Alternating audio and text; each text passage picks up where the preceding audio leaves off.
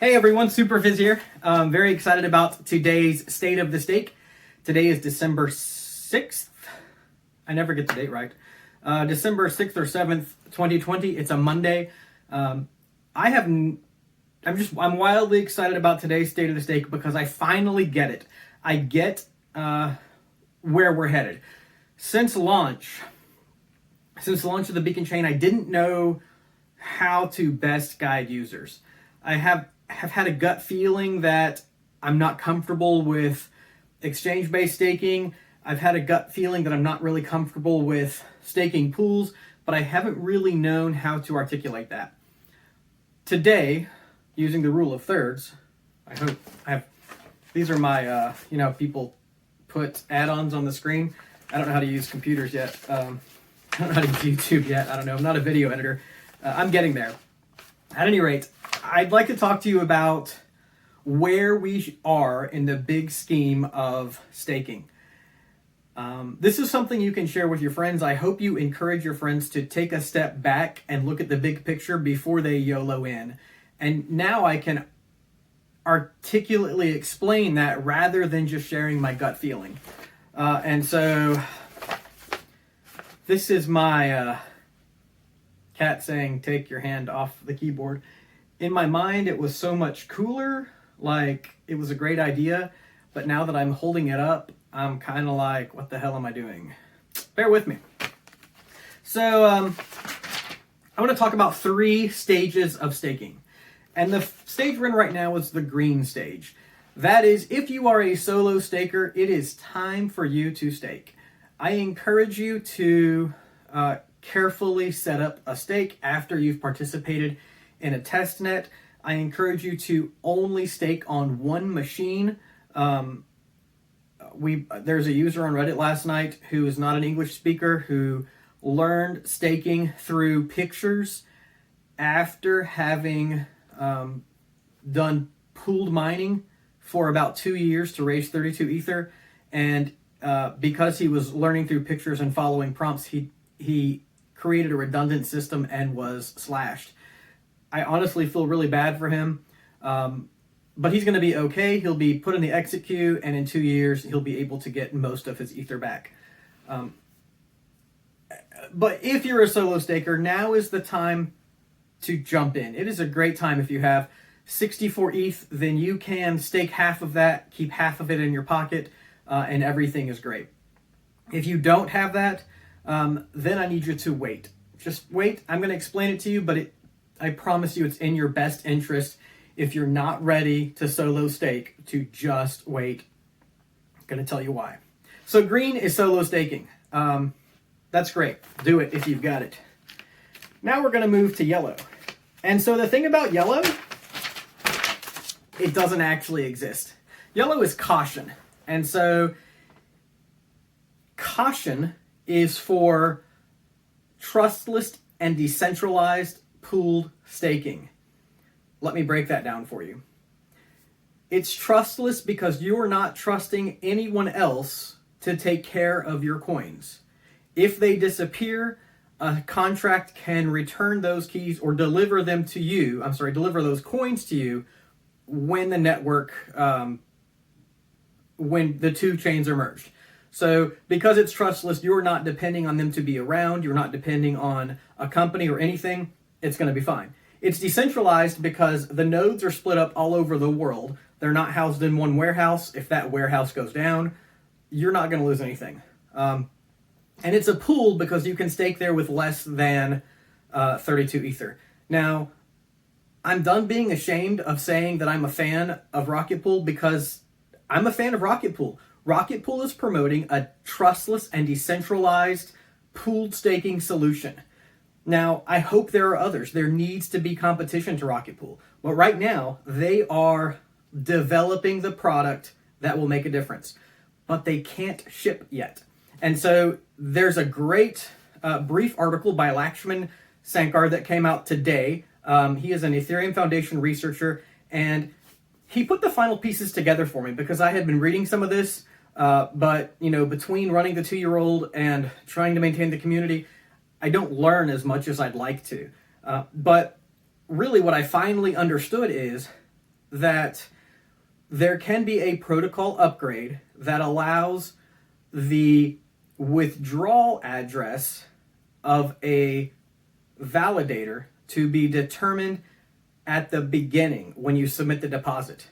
And the benefit of this is that smart contracts can then take control of that and ensure that as an individual staker, you will get your coins back. There's no need for a third party.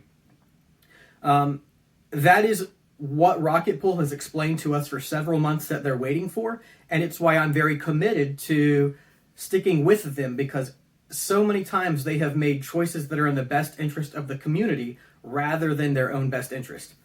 Does that mean that they will never have a problem? No.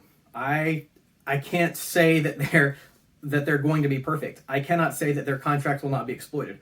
What I can say is that every action I've observed has been in the best interest of the community. And so right now, only trustless decentralized staking pools fall into the yellow category, the caution you might participate in them. And there aren't any. And I can say that for certain because the protocol, the Ethereum protocol, is not yet enabled to allow those transactions to a specified address. So any staking pool that you participate in, no matter what they tell you, they are trusted. That means you're giving them your funds, and you hope that in 2 years, they're going to be there to give you your funds back. Before I talk about my problems with that, let me get into Red. Red is centralized staking solutions primarily by exchanges. Let me be the very first to say that I like Coinbase. I'm a fan of Brian Armstrong. I feel like he's an advocate for the industry. Coinbase provides great leadership and a service, but they're not a good place to stake. And I do not say that to step on toes. I say that for the health of the beacon chain, for the health of the Ethereum community. Above all, Coinbase, Binance, they are businesses. Their goal is to make money, and I don't fault them for that. I hope they're very successful. But as an end user, you're not the beneficiary of that. You are a product or a tool to get that. They need your crypto deposits. They need your transaction fees in order to make money. They're not here to benefit you. They're here to benefit their business and their shareholders. And so there's nothing wrong with that. But I need to strongly encourage you not to submit your Ethereum deposits to them for staking. Now you're going to say, but man, I've been with them for 5 years and I trust them. That's where the mistake is. You may trust them, but what if there's some government action in the next 2 years that confiscates their coins? What if somehow all of their contracts are drained? What if they change ownership and change their organizational structure? Those are things that you cannot control. I encourage you not to submit deposits, and even beyond that, talk to your friends, talk to your mom who is going to stake with Coinbase because she knows it's, or she thinks it's legit. Talk her out of that. We used to say back in the day, not your keys, not your coins, and that has sort of fallen by the wayside. I'd like to bring that back in reference to staking, because your coins are going to be out of your reach for 2 years, and a lot can change in 2 years in the cryptocurrency industry. So that's my big picture. That is the thing I've been trying to wrap my mind around. And so there are really 3 levels. Green, solo staking. Do it. Now is the time for that. Yellow, trustless, decentralized staking solutions. They don't exist yet. Therefore, you must wait. When trustless, decentralized staking solutions become available in a matter of months, then I will encourage you to participate in them fully. Like, I'm going to be all about it. I'm going to play it. The third is Red. That is pooled staking solutions that are trusted, and that is exchanges. Don't do it. Don't do it ever. Don't give your coins to someone else. And I know you might say, but Fizz, they're going to give me Beth, Queth, Leth, Reth, I don't know, whatever they're going to give you. But at this time, that secondary token is nothing more than an ERC20 token based on a promise that no one can guarantee you they will keep. In the future, when the Ethereum withdrawal address can be provided on deposit, and that is in a few months, then things will change dramatically, and that is when that kind of trustless staking will be possible, and I can't wait to talk about that. So I hope you've learned a little bit. I hope you're going to share this with your friends.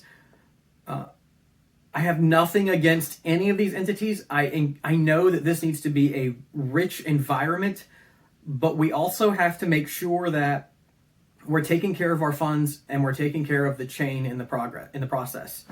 So, this is the thing that I've been looking for a couple weeks, trying to wrap my head around, and it all just sunk in today with Lakshman's article, and I'm going to link that at the bottom. I hope you'll read it. It's so easy I can understand it. So I hope you'll check it out, and have a great Monday. And I'm happy. I know my mission for the next few weeks, and so I hope you'll join me in promoting that.